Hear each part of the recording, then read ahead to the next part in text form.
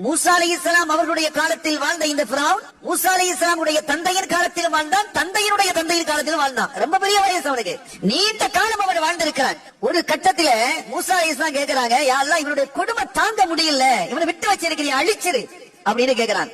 அல்லாஹ் சொன்னான், அவன் அழிக்கப்பட வேண்டியவன், அவன் ஒழிக்கப்பட வேண்டியவன், அவன் இல்லாமலாக்கப்பட வேண்டியவன், தண்டிக்கப்பட வேண்டியவன் தான் மூசா.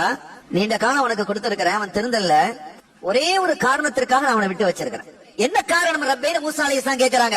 அவன் தன்னுடைய குடும்பத்தை இணைந்து நடக்கிறான், சேர்ந்து நடக்கிறான், குடும்பத்தை பிரிக்கிறது இல்ல என்று அல்லாஹ் சொன்னார். ஸல்லல்லாஹு அலைஹி வஸல்லம் சொன்னாங்க, உங்களுக்கு வயசு நீண்ட காலம் வாழ வேண்டும் என்று விரும்புகிறீர்களா, உங்களுடைய ரிஸ்கை, உங்களுடைய செல்வம் அதிகரிக்க வேண்டும் என்று விரும்புகிறீர்களா, யாராவது அப்படி விரும்பினால் ஃபல் யஸில் ரஹிமா, அவன் தன்னுடைய குடும்பத்தை இணைந்து நடக்கட்டும். இந்த குடும்பத்தை இணைந்து நடக்கிறதுங்கிறது எப்படிங்கிறது முதல்ல தெளிவா நம்ம விளங்கணும். ரொம்ப அழகா சொல்லுவாங்க ஸல்லல்லாஹு அலைஹி வஸல்லம், அவங்க வந்தா நாங்க போவோம், அவங்க தந்தா நாங்க கொடுப்போம், நாங்க கொடுத்ததை அவர்கள் வாங்கிக் கொண்டால் அவர்கள் தருவதை நாங்கள் வாங்கிக் கொள்வோம்.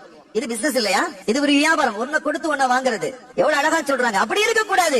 அவர்கள் தரவில்லை என்றாலும் நீங்கள் கொடுங்கள், அவர்கள் அழைக்கவில்லை என்றாலும் நீங்கள் போங்கள், அவர்கள் உங்களை ஏசினாலும் அவர்களை நீங்கள் வாழ்த்துங்கள், அவர்கள் உங்களுடைய வீட்டுக்கு வர முடியாது என்று சொன்னாலும் நீங்கள் அவர்கள் அழைக்காத போது அவங்க வீட்டுக்கு போங்க. நமக்கு உத்தரவிடுவது ஸல்லல்லாஹு அலைஹி வஸல்லம்.